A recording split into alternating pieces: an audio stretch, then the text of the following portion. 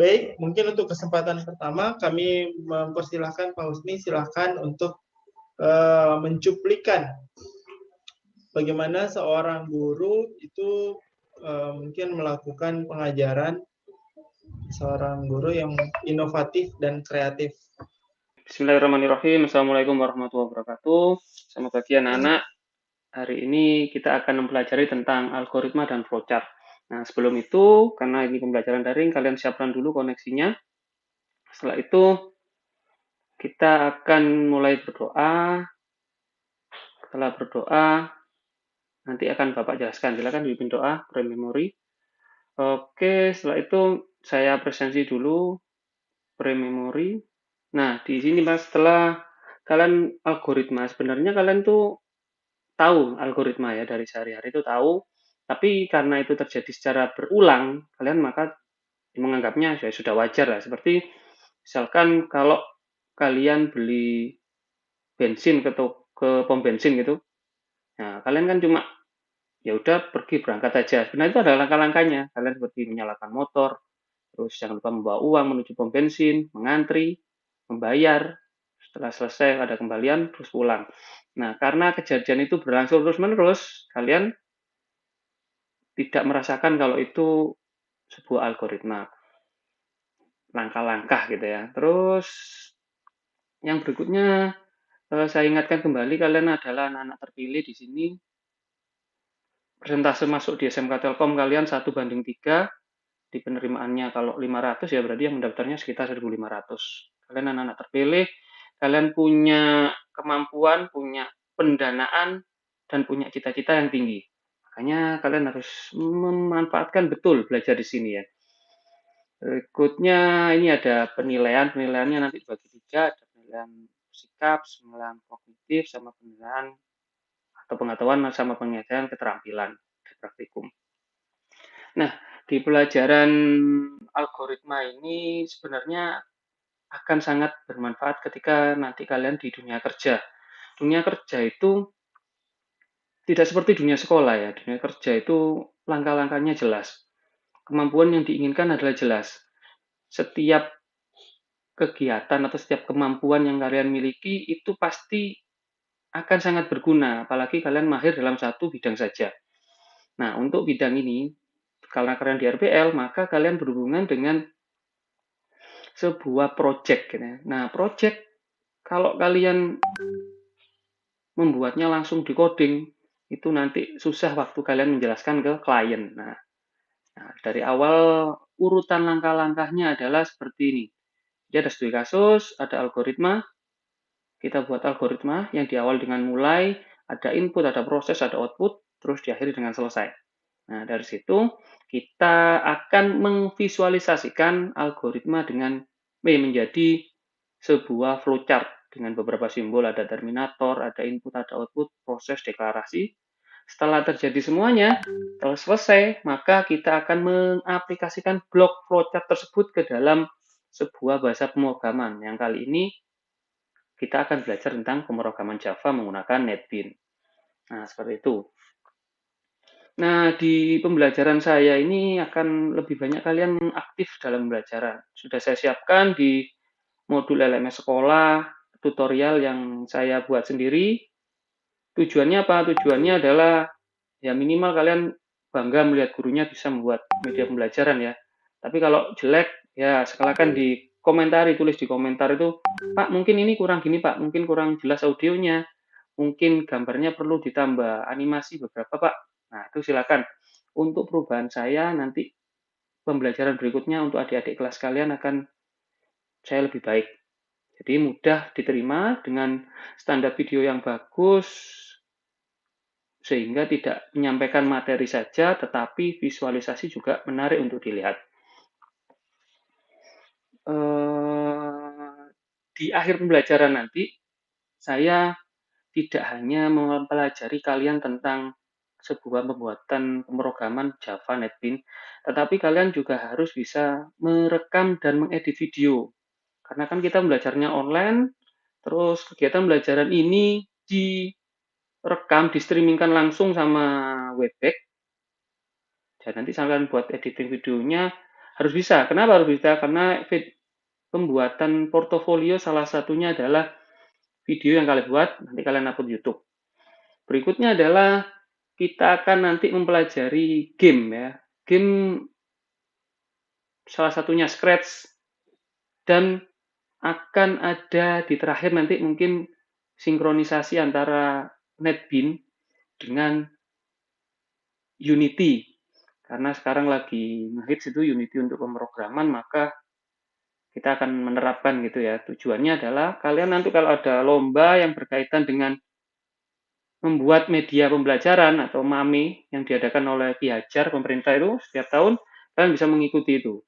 Nah, apabila ada guru yang ingin ikut tetapi tidak bisa membuat, nah kalian bantu ya, biar kita sama-sama dapat nilai positif ya. Bapak di RPP yang Bapak susun itu menggunakan bahasa pemrograman apa, Pak? Java, Bu. Sekarang Bapak bisa jelaskan mengenai yang paling terakhir saja nested if-nya, Pak. Jadi ini videonya saya buat karena anak-anak itu tahun yang lalu itu dari contoh-contoh internet itu hanya coding-coding saja. Tetapi ini coba saya buat, ada studi kasus, algoritmanya bagaimana, terus pembuatan flowchart-nya gimana, terus menjadikan coding itu gimana. Di sini insya Allah saya buat secara runtut itu. Nah ini saya dulunya dapat masukan, Pak, kalau buat tutorial tolong jangan pembuatan codingnya saja, Pak, tapi usahakan ada flowchart-nya dan algoritmanya. Makanya ini saya buatnya, ini ada flowchart-nya, terus ada codingannya, jadi anak-anak mudah blok mana untuk mempelajari ini. Oke. Belanja, bayar, diskon. Jadi total belanja jadi kurangi if-nya diskon. Ya. Oke. Udah 2 ya, oke. Bayarnya. Nah, sekarang di situ di bagian atas Bapak menggunakan void ya. Nah, sekarang saya ingin bertanya kepada Bapak, apa perbedaan antara void dengan non-void, Pak? Void sama non-void. Total. Ya. Void, kalau void itu ya, ini pengetahuan saya, nanti penjalankan yang utamanya, Bu. Di yang dijalankan utamanya kan misalkan ada beberapa kelas itu, kalau yang void-nya maka di yang sini di-run utama. Kondisi yang sama. Oke. Terus ada 2 kondisi ya di sini ya. Jadi berisi blok yang ini. Kalau non-void kelas-kelas yang penunjang aja, Bu. Misalnya kita manggil kelas yang lain masuk ke diskonnya PBO biasanya tidak. itu, Ya, tidak. Ini ada lagi. Polimorfisme dan sebagainya itu. If kondisi. Kalau non-void seperti apa, Pak? Non-void misalkan kita mau mengambil hitung, kita membuat kan kalau misalkan ditaruh di void semua, nanti menjalankannya berat, makanya kita manggil satu dari yang lain gitu, dari kelas-kelas yang lain untuk yang tidak void. 5.000 meter. Oke, baik ya, Pak ya. Oke. Jadi kalau tidak, void dan diskonnya ada yang dikembalikan, ada yang tidak dikembalikan, gitu ya. Yang sama kita kopas. Hampir sama seperti apakah biasanya orang menggunakan function seperti itu ya. If else, kalau baru kita Java itu memang agak lebih powerful, meskipun bayar ya, agak lebih berbeda dibanding dengan yang lain. Bayar sama baik, dengan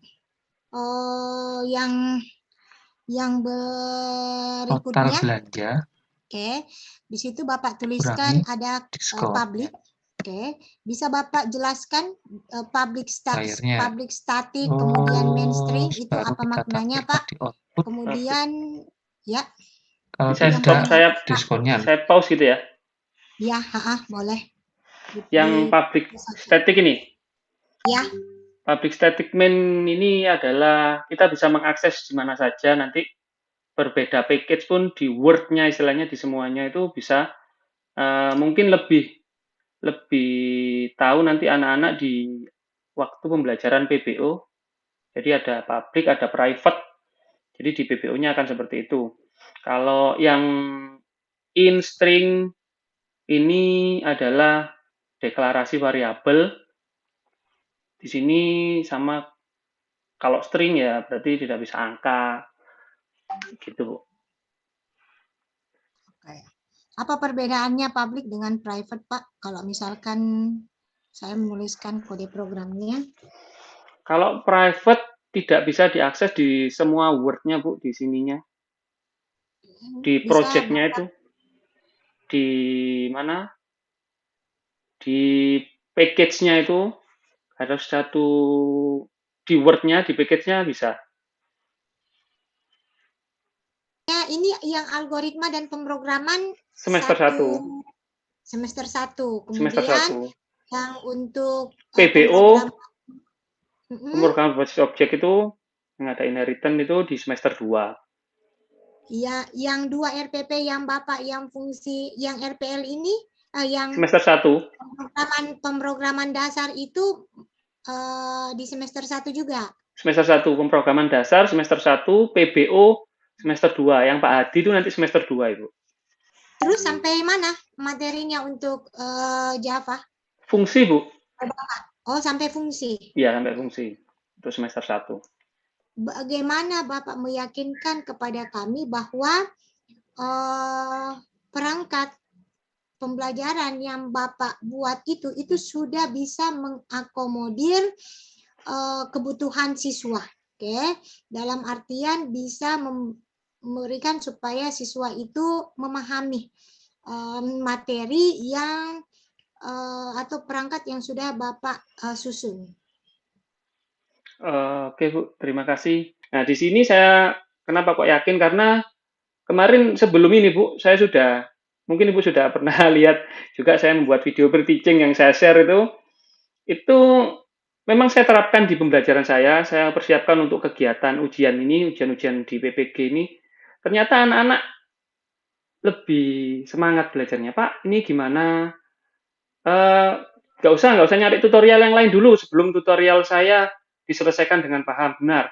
Karena tutorial itu adalah masukan dari tahun-tahun sebelumnya.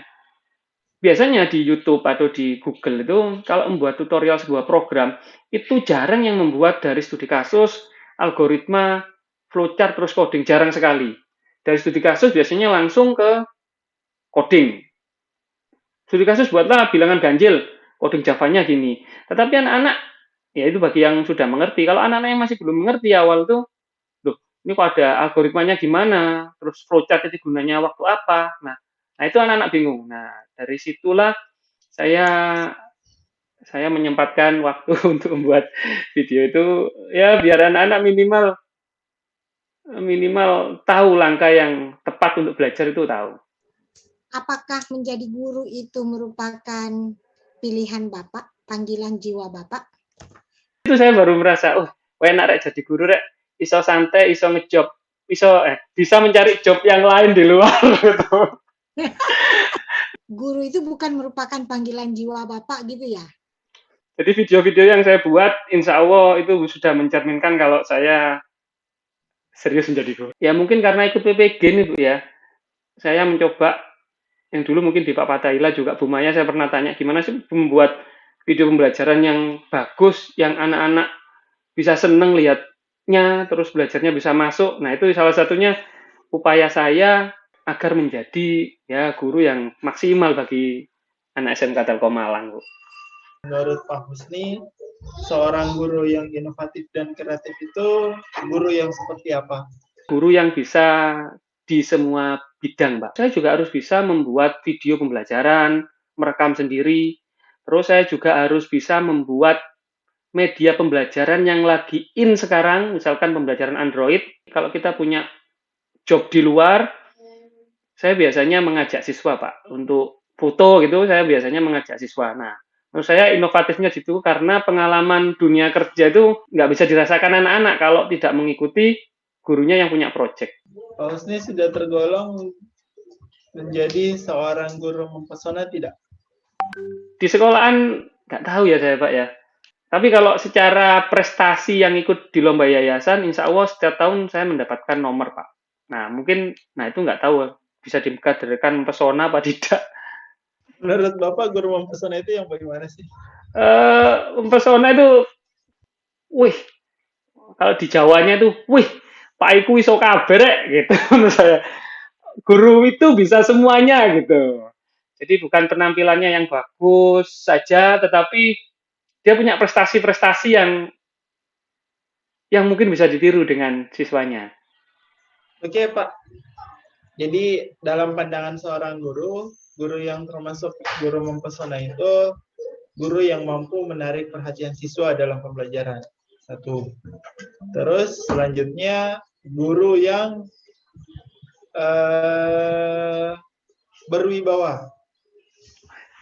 Kemudian guru yang disiplin, guru yang berpenampilan menarik, dalam hal ini adalah rapi. Kemudian guru yang mampu berkomunikasi dengan siswa dan menyelesaikan permasalahan siswa dalam proses pembelajaran. Bagaimana cara Pak Husni itu menyelesaikan permasalahan apabila ada seorang siswa dalam sebuah kelompok itu tidak aktif dalam diskusi kelompok. Di kegiatan diskusi saya itu, saya ada absensinya, kelompok 1, absen 1. Nah, yang presentasi siapa? Nah, jadi untuk materi-materi berikutnya mereka akan presentasi. Wajib. Jadi yang sudah tidak boleh presentasi. Itu salah satu langkahnya. Oke, baik. Berarti dengan menggilir, Pak ya? Ya. Jadi bergantian. Yang sudah present, gantian. Saya kira itu salah satu langkah bagus yang membuat siswa tampil dan berbicara dari hasil diskusinya. Apakah RPP Bapak sudah masuk dalam kategori HOTS? Iya, Pak. Di sini, Pak, di KD 4 itu, Pak, membuat aplikasi percabangan soal tes formatif yang nomor 8 sampai 10. Kalau dari keempat pengetahuan itu, yang masuk dalam dimensi pengetahuan HOTS, itu yang mana saja, Pak? Metakognitif dan konseptual mungkin, Pak ya. Jadi pengetahuan HOTS itu ada 3, kecuali faktual. Faktual. Jadi mulai dari konseptual, prosedural, dan metakognitif itu HOTS. HOTS ya.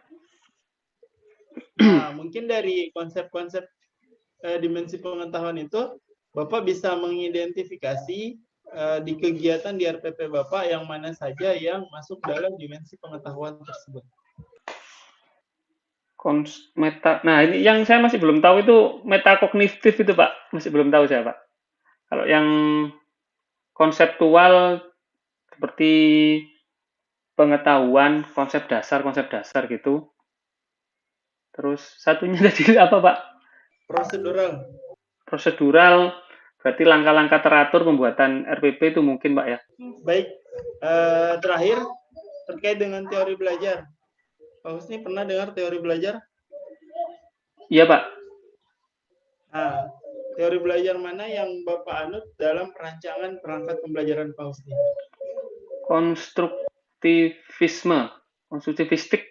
Yang bagaimana konstruktivisme itu? Mengkonstruksikan kegiatan nyata seperti menganukan ke dunia nyata gitu, Pak, maksudnya. Kehidupan sehari-hari siswa gitu. Jadi anak-anaknya paham berdasarkan pengalamannya.